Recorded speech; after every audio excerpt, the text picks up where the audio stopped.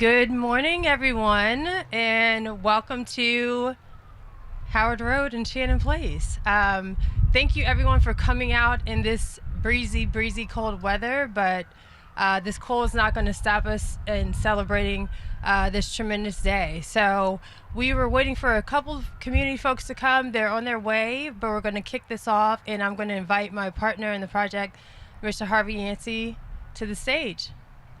Good morning. I want to thank everyone for coming out. This has been an interesting but awesome process on getting this project to fruition. And last night I was thinking, how do I start talking about this project? And the first thing that came to my mind, which my kids keep hashtagging me about being grateful. And I'm grateful to have the opportunity to, be on this platform that we can provide affordable housing for Black and brown people. That's key. That's key. I am grateful that we have a mayor and a deputy mayor and a council that is advocating for affordable housing for Black and brown people of District of Columbia. I'm grateful because we have Councilman McDuffie and Councilman Trayon White that continues to advocate for the people of color of the District of Columbia. I'm grateful for having partners like Tessa, Chris, and my H2 staff, our H2 staff that, continues to work hard and deal with my craziness. I'm grateful that the Deputy Mayor's office sees a lot in having projects like this to make a change in the changing of the District of Columbia. I'm grateful that HFA continues to support this effort with the HIP program for emerging developers. And that's funny because we started this 5 years ago and we're up to close to 300 or 400 homes in the pipeline. And this is one of the most significant ones because it's helped kicking off Black History Month for the strike force that the mayor, is incredible to have the power to say this is what we need to be focusing on, and being part of the strike force made this even more important with HFA and the HIP program. I'm grateful that I got an opportunity to share a part of my life with Todd Lee, who helped start the HIP program. I'm grateful for Chris Donald, who is tremendous advocate of the things that we're doing, and his staff. I'm grateful that my mom, my sister, my aunt, raised me to be a servant. And I think that we should really think about as we look at this Black History Month, that we're all servants, and this process is a part of being servant and serving our communities to make sure that we empower each other and wealth building by creating affordable homes. And last thing I want to close is that I'm grateful that the partnerships that we have, that we're working on with H2 Community, that is coming out, is going to be even more powerful to make sure that we're creating more wealth across the board with the Makita Group, with Compass, and definitely we're going to continue to push forward this effort that the mayor and that she's put out to make sure that we're going to continue to be grateful for the things that we do. So, thank you. Let's hear it for Harvey. Harvey, of all my introductions, that was the most recent. But listen, Harvey, Councilmember McDuffie and I were talking about it, and we were saying that, Harvey is usually a man of few words, but he picked the coldest day of the year to tell us, but it was good to hear about like what this means to you, because it means so much to us. So Mayor Bowser sent me here today to make sure that we mark today as we kick off Black History Month, to really talk about Black home ownership and what that means to her, and the reason why she's invested so much in it. So as you know, Mayor Bowser last year in 2022 had the Black Homeownership Strike Force. There are members of the Strike Force with us here today. Let's give them a round of applause for their work. And you know the mayor is not shy about setting goals. So with the work of the Strike Force, she set a goal that we delivered or ensure that there are 20,000 net new Black homeowners in the District of Columbia by 2030. So 20,000 net new Black homeowners in the District of Columbia by 2030. We know that there's about 40,000 right now. And so what a project like this does, and this is a site that was in the district's portfolio that the team at DMPED was able to ask the private sector for ideas about how to deliver housing here. So I got to thank the team who worked on this project. So thanks to Roche, who's with us, Esther, Alex, Adarsh, and Jen for their work. The last two are our lawyers. We always want to thank our lawyers for making sure that these projects move along. Because what will happen here is this patch of grass next to the metro, along what's a growing number of amenities on MLK Avenue and on Good Hope Road, and close to downtown by going over the brand new Frederick Douglass Bridge. This becomes a high opportunity neighborhood when we put all those elements together. And so what we want to do is make sure that this could be a site where we could actually have home ownership, where families can build wealth. So what's going to get delivered here? There'll be 20 three-bedroom homes. And so we know that the price points, and maybe Harvey, I'm getting a little ahead of you, but that's okay, right? You don't mind. Will be about, for a family of 50% AMI, it'll be about $300,000. Now, part of the work of what the Black Homeownership Strike Force was all about was how do we have more tools? And one of the things Mayor Bowser has done has raised HPAP, which is the Home Purchase Assistance Program run by DHCD. Colleen, Drew, Sega, Richard, a couple of the DHCD folks are here. We raised that cap on that to $202,000. So when you think about homes that deliver here, there will be a few of them that will be as attainable as $300,000. It's even more attainable when you think about a HPAP program that goes up to $202,000. Think of that for a moment. The gap there is only about $100,000. So that's how we make these opportunities open to more of our families and make sure that we're successful on that goal. So with that, one of the things that we do is we work in partnership with the council when there's sites just like this, that it's a beautiful patch of grass, but we want to make sure that it's part of the vibrant community that's here in historic Anacostia. So we work with the council where we tell them this is what we're going to ask for. We solicit from the private sector. We work with the community to identify the very best proposal, and then we send it to the council. And for us, it's really important that those move forward quickly so that we don't just have groundbreakings, but we have ribbon cuttings. And so we have a partner at the council who helps us to ensure that for all that he can control, he moves these projects forward. And so I want to bring up the chair of the Committee on Business and Economic Development, who the wind is starting to pick up as he comes up, Kenya McDuffie. Let's hear it for him, the at-large council member. Oh man, this is a good day today. It's a cold day today as well. And so I'm gonna truly try to be a person of few words.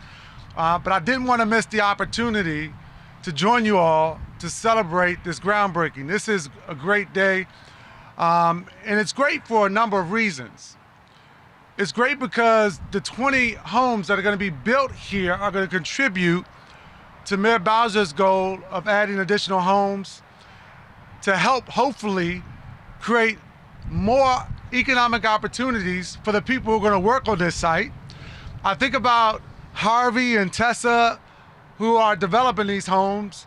I think about the CBEs that are going to participate in the construction of these homes. Hopefully the people who don't live too far from here are going to help build these homes. And it's right a stone's throw from the Frederick Douglass Bridge in historic Anacostia. And so there are a number of things that we can celebrate today. And I want to make sure that I'm here to help turn the dirt to celebrate this, and also here when we cut the ribbon. You think about where we are as a city, you think about the bold goals that John Falchicchio just mentioned, that Mayor Bowser has laid out for Black home ownership in the District of Columbia. And I think it's extraordinarily important that people across the District of Columbia, regardless of what they look like, regardless of their income, see themselves in the economic pipeline of projects like this. So that when people are literally, going to and from the metro, thinking about fulfilling their dream of home ownership, they can look across the street and perhaps see an opportunity.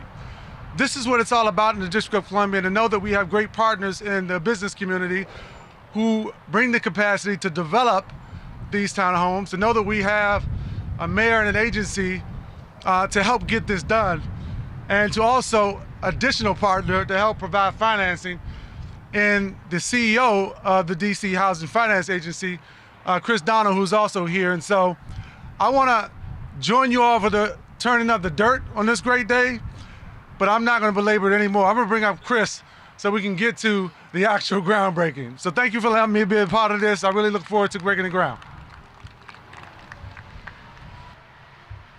Good morning, everybody. If I don't get it, you stay here longer. Good morning, everybody. All right, so I'm here to talk about three things. I'm here to talk about people, I'm here to talk about place, and I'm here to talk about purpose. Oftentimes when we come here, we talk a lot about everybody except for the developers, right? And I'm gonna actually take a second to talk about the developers today. And I wanna talk about the developers because I wanna talk about intentionality, right? And that intentionality during Black History Month is something we've really gotta be thoughtful about. This lot could have townhomes that easily sell for $1 million. But there's been a commitment by the sponsorship to make sure that these townhomes are affordable to people between 80 to 120% of AMI. Why does that matter? Evan, raise your hand. Evan bought a hip property on Elvins Road. I'm about to tell you business, sorry. Evan bought that property for about $400,000, right? In there. Evan's probably got $300,000 of equity now. What does that mean? That means that Evan's gonna stay in the district, right? That means that Evan's gonna be invested in his community. That means that Evan is going to be an advocate. In Marshall Heights, we sold a hip home. Who bought that home? A teacher who grew up in that neighborhood, who was a part of the ANC. In fact, he was the head of the ANC, and his wife, who was a school teacher.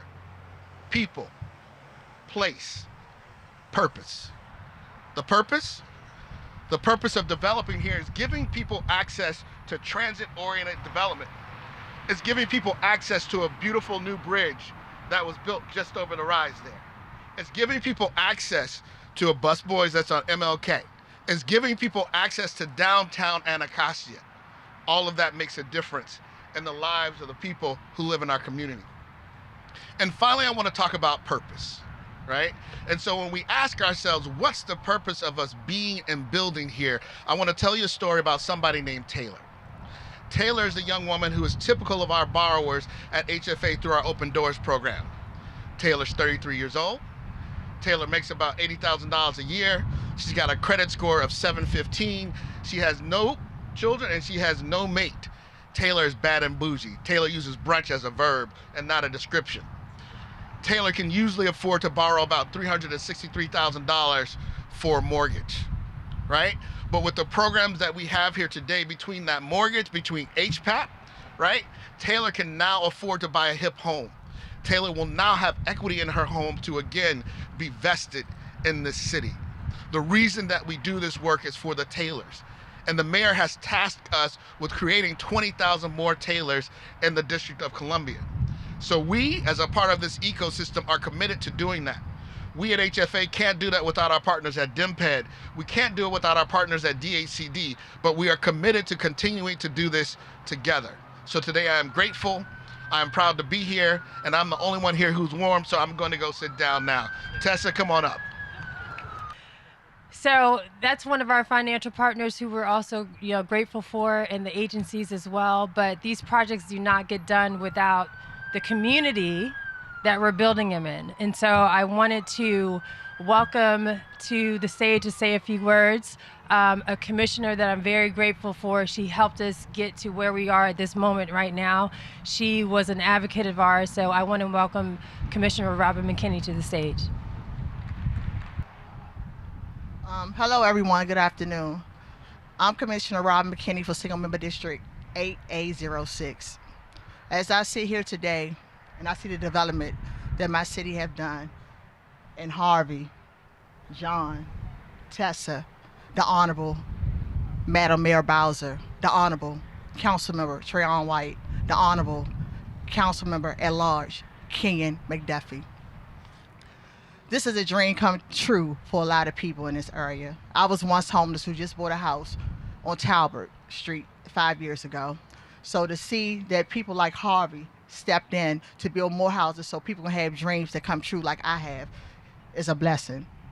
We're right here. We're not only bridging the gap between Anacostia and Navy Yard, we're bridging the gap between the urban community and families. And that's what's most important to me. When your heart is bigger than your development, what more can you say? I remember coming to Harvey and I asked him, how do you see other women such as myself in home ownership? He said, let's work and we'll make it happen. I went to the mayor, Madam Mayor Bowser. I said, how can we make other women such as myself homeowners? She said, we'll figure it out and we'll make it happen. Talk to John Fachicchio. Talk to Councilmember Trayon White. I said, what does home ownership look like for women such as myself in our community? He said, what you doing? What are you waiting for? Don't stay in there, just do something. So with that being said, these houses will bring opportunity, not just generation, but generational wealth to the urban Black community, which is right here. I'm a long-time native Washingtonian. Howard Road wasn't always Howard Road. Anacostia wasn't always Anacostia. So as we develop, we have to develop the mind of our people, right? And make sure that our people are aware of the programs that Madam Mayor have forth in front of us so they can purchase and be a homeowner. I thank you all for coming out. Welcome to Anacostia and have a nice day.